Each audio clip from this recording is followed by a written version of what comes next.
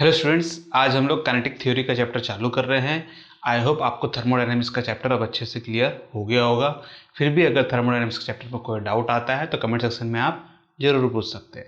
तो आज हम लोग पढ़ेंगे काइनेटिक थ्योरी और इस वीडियो में हम लोग सिर्फ थोड़ा बेसिक कंसेप्ट के बारे में बात करेंगे, बहुत ही ज़्यादा डिटेल में नहीं जाएंगे। और ये सिर्फ और सिर्फ वीडियो सिर्फ इंट्रोडक्शन के ऊपर में ही रहेगा कि काइनेटिक थ्योरी होती क्या है, बस इसके बारे में ही हम लोग थोड़ा बहुत पढ़ेंगे, जिससे हमको ये आइडिया हो जाए कि हम इस चैप्टर में पढ़ने वाले क्या है। ठीक है, सबसे पहला काइनेटिक थ्योरी, नाम से ही पता चल रहा होगा। काइनेटिक मतलब कि ऐसे चीज़ें जो मोशन में रहती हैं, क्योंकि काइनेटिक जो होता है वो क्या होता है, इसका मतलब काइनेटिक एनर्जी के बारे में तो आपने पढ़ा ही है। काइनेटिक एनर्जी कब होता है, जब कोई बॉडी या फिर कोई ऑब्जेक्ट या कुछ भी ऐसा चीज़ जो कि मोशन में आए तो उसमें से जो एनर्जी रिलीज होती है वो काइनेटिक एनर्जी के फॉर्म में होती है, देखा जाए तो काइनेटिक थ्योरी क्या बोलता है? काइनेटिक थ्योरी ये बोलता है कि हम अगर गैस की बात करें, थर्मोडायनेमिक्स में जैसे हम लोग पढ़े थे चीज़ों के बारे में कि कोई चीज़ थर्मल से रिलेटेड हो, वैसे इसमें अगर मान लीजिए कि हमारे पास में कोई ऑब्जेक्ट है या फिर कोई ऐसा चीज़ है, जैसे गैस मान लीजिए, तो गैस अगर है हमारे पास में, गैस के फॉर्म में कुछ चीज़ है,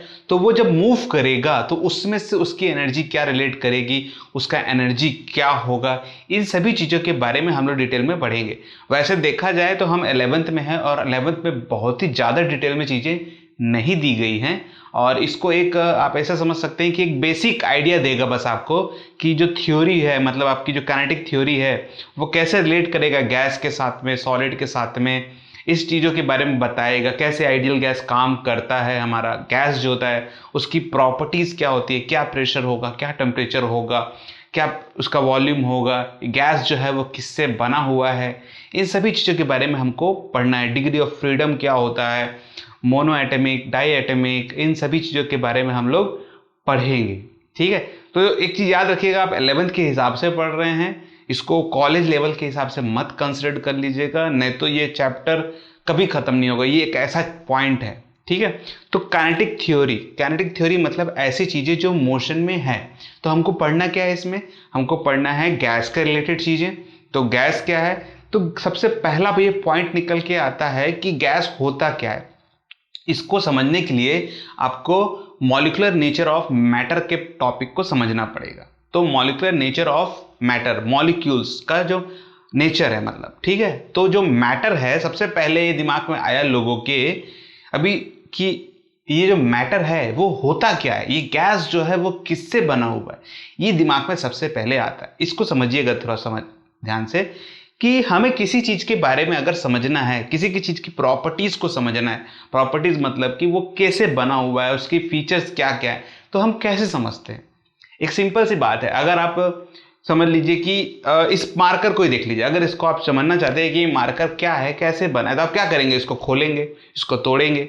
खोलेंगे तो क्या, इसको खोलेंगे तो यहाँ देखिएगा एक पॉइंट है, इसको खोलेंगे तो अंदर में एक स्पंज रहेगा जिसमें इंक भरा हुआ है।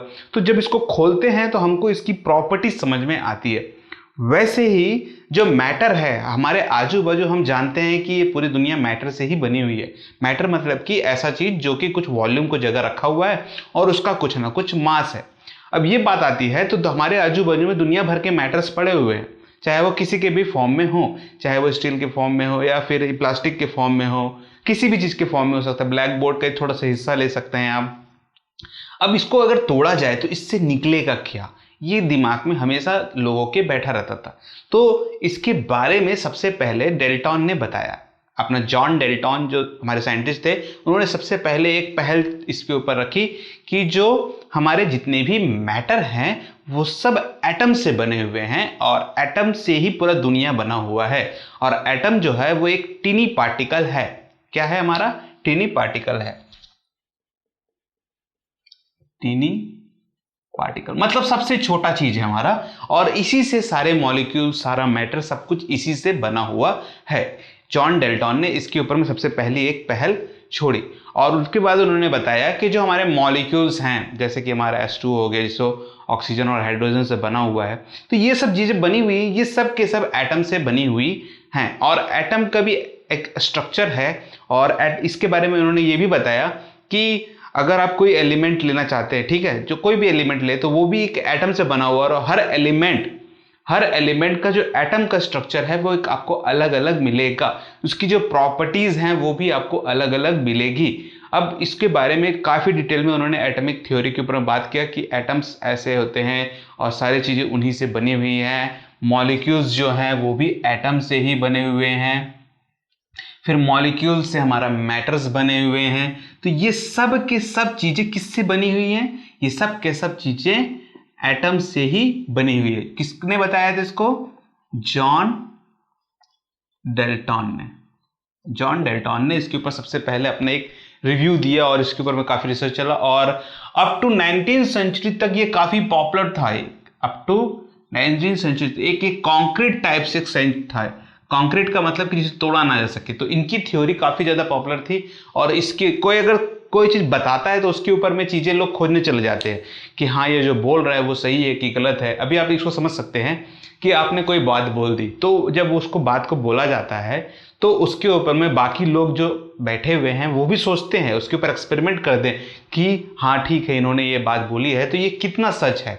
और ये अप टू बहुत सालों तक ये इनका जो थ्योरी था कि सारी चीज़ें एटम से बनी हुई, ये बहुत सालों तक चलता रहा। और उसके बाद 19th सेंचुरी के बाद में फिर ये बाद में ब्रेक भी हुआ। हम जानते हैं ये बात अच्छे से कि आज के डेट में एटम ही सबसे छोटा नहीं है। एटम भी जो है हमारा वो भी इलेक्ट्रॉन, प्रोटॉन और न्यूट्रॉन से बना हुआ है। प्रोटॉन और न्यूट्रॉन जो न्यूक्लियस के अंदर बैठे हुए हैं, तो प्रोटॉन न्यूट्रॉन भी आ गए। अब बाद में ये भी डिस्कवरी हो गई कि प्रोटॉन न्यूट्रॉन जो है वो क्वार्क करके चीज़ है उससे बना हुआ है जो बहुत ही छोटा है। और बाद में ये भी ऐसा फिक्स नहीं है कि ये क्वार्क ही एक आखिरी पार्टिकल ऐसा हो सकता है जिससे पूरी दुनिया बनी हुई है। इससे भी छोटे, ये डिस्कवरी है, साइंस है, मतलब कि ये चीज़ें लिमिटलेस है। मतलब आपको आगे जाके ये डिस्कवरी चेंज होते हुए दिखाई देगी। साइंस एक ऐसा चीज़ है इसको हम ये बोल नहीं सकते हैं कि ये फिक्स्ड हो गया है, मतलब कि इसको चेंज नहीं किया जा सकता, ऐसा एकदम नहीं है। साइंस मतलब कि चीज़ें चेंज होती रहती है, कोई भी चीज़ फिक्स नहीं है।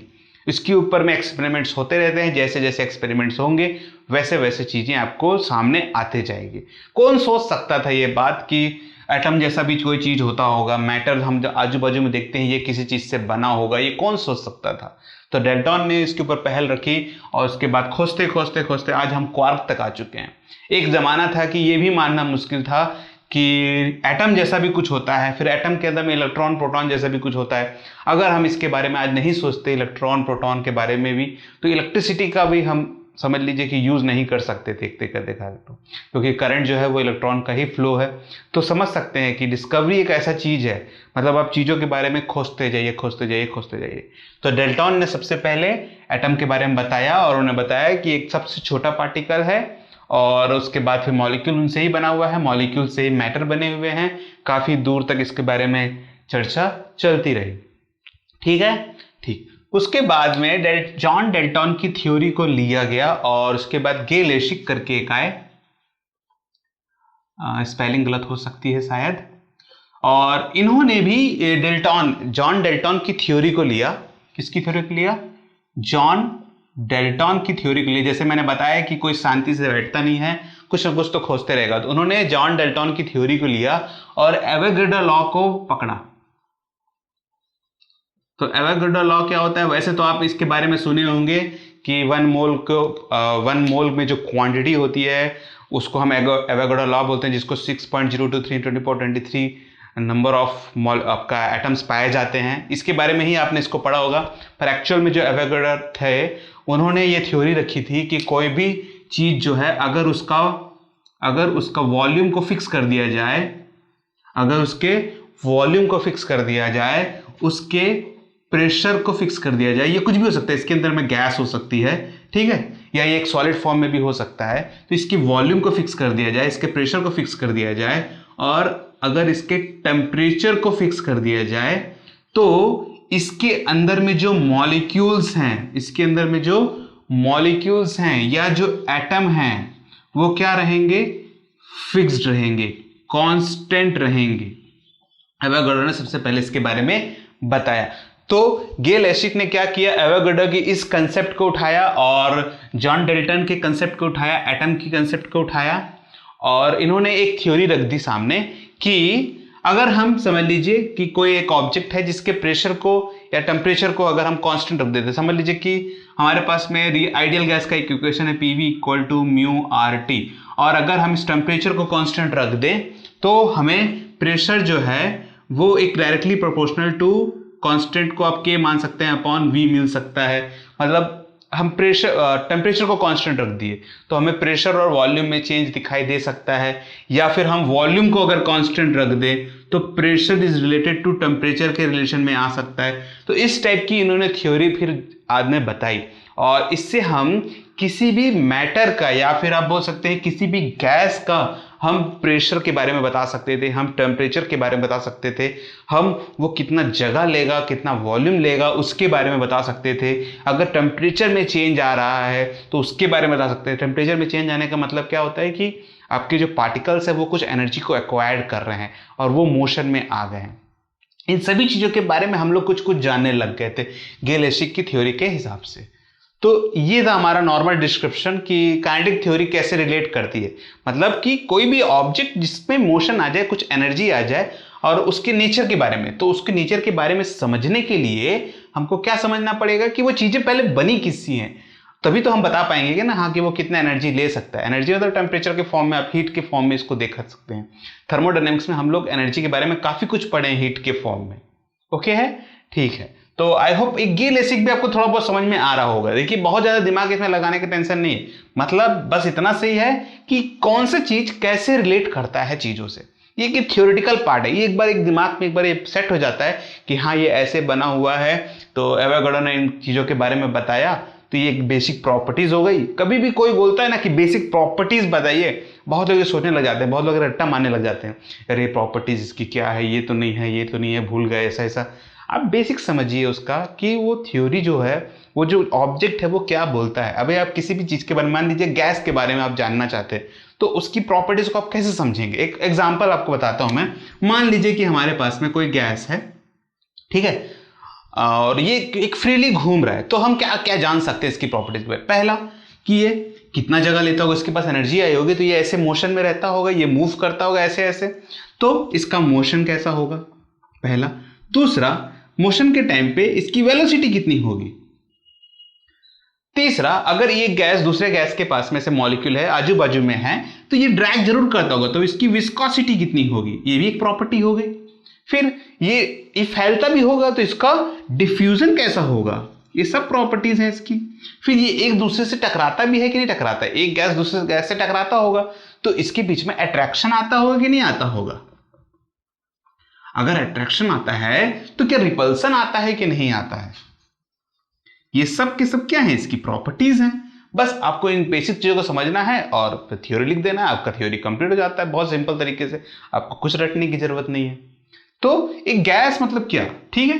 तो नॉर्मली जो गैस है, जॉन डेल्टन ने इसके बारे में ये भी बताया था कि जो गैस है, सॉलिड है, सॉलिड के जो पार्टिकल्स होते हैं, ठीक है, सॉलिड को समझिएगा पहले। सॉलिड के जो एटॉमिक पार्टिकल्स हैं वो काफ़ी नज़दीक होते हैं, और काफ़ी नज़दीक होने के आसपास कितने, मतलब अराउंड 10⁻10 आर्मस्ट्रॉन्ग के आसपास में होते हैं। और लिक्विड का भी सेम होता है, सॉलिड और लिक्विड की जो डिस्टेंस है गैस पार्टिकल्स के, वो लगभग सेम होते हैं, और जो गैस होता है उसका काफ़ी डिस्टेंस ज़्यादा होता है एज कंपेयर टू सॉलिड और लिक्विड के फॉर्म में, ठीक है। और इसके पार्टिकल्स ऐसे मूव करते रहते हैं, और जब वो मूव करते रहते हैं तो ये जो एक दूसरे से टकरा भी सकते हैं, इस टाइप से मान सकते हैं कि यहाँ पास में पार्टिकल है, यहाँ पास में पार्टिकल है, तो इनके बीच में कुछ एक फोर्स भी लगा रहता है। अगर इनका डिस्टेंस मान लीजिए 10⁻10 के फॉर्म में है, तो ये जो फोर्स रहता है ये अट्रैक्शन फोर्स माना जाता है एक थ्योरी के हिसाब से। और इससे भी ज्यादा अगर ये पास पहुंच गया, तो ये अगर ज्यादा नियर पहुंच चुका है, तो इसको हम रिपल्सन के फॉर्म में भी ले लेते हैं। मतलब बहुत ज्यादा दूर भी नहीं जाने देना है और बहुत ज्यादा पास भी आने देना है। इसको आप ऐसे समझ सकते हैं, ग्रेविटेशन में जैसे पढ़े हैं कि अभी सन है और सन के चारों तरफ हमारे सारे प्लैनेट्स घूम रहे हैं, तो वो ज्यादा दूर भी जाने नहीं देगा, इसलिए उसको अट्रैक्ट करके रखा हुआ है। ज्यादा पास भी नहीं आने देगा क्योंकि उसको रिपल करके रखा है, तो डिस्टेंस जो है वो मेंटेन रहना चाहिए। इस टाइप से इसको आप अच्छे से समझ सकते हैं, ठीक है।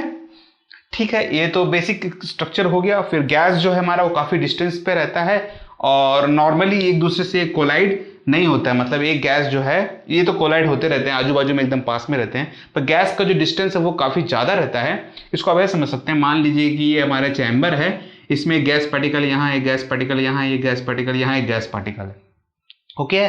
और ये ऐसे मूव कर रहे हैं, ये भी एक ऐसे मूव कर रहे हैं, ये भी एक ऐसे मूव करते रहते हैं हमेशा।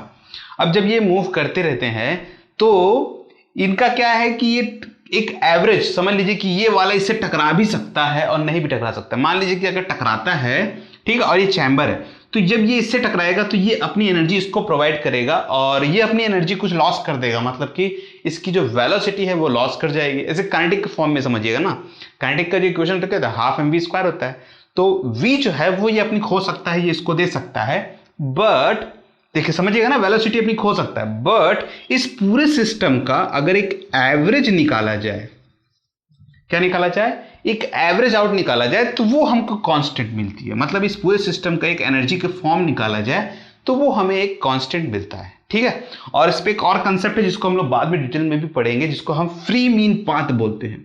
Free mean path, free mean path क्या होता है, मतलब एक चैम्बर ले लीजिए, उसमें गैस है, वो गैस इजिली मूव कर रहा है विदाउट कोलाइड, विदाउट कोलिजन, मतलब बिना टकराए, बिना टकराए।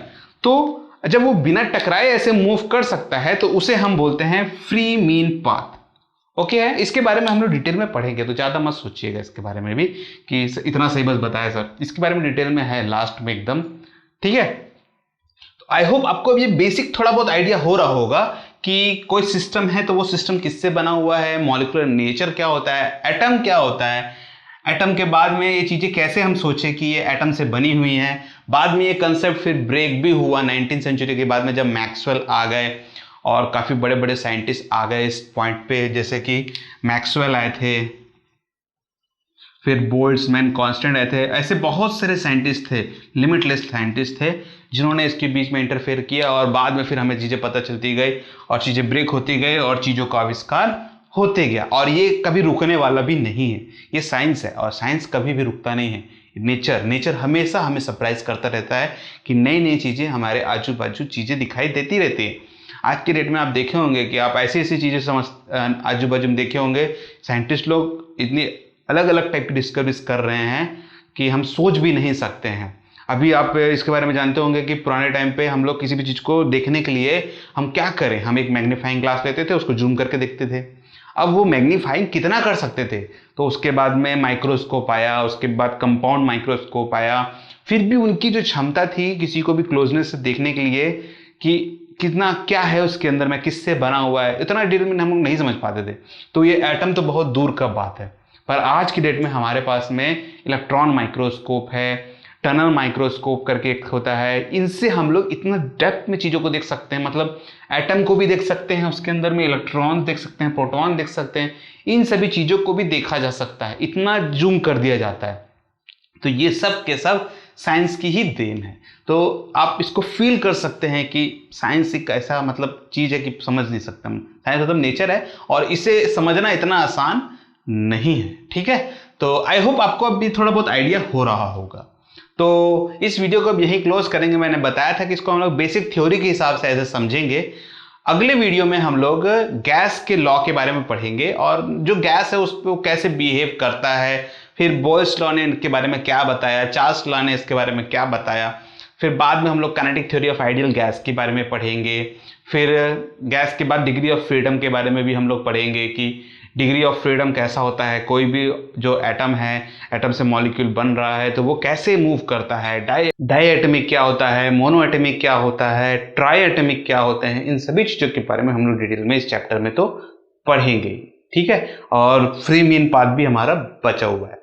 तो ठीक है, फिर इसको क्लोज करते हैं। आई होप आपको ये वीडियो पसंद आया होगा, कुछ आपको इन्फॉर्मेशन मिला होगा इससे।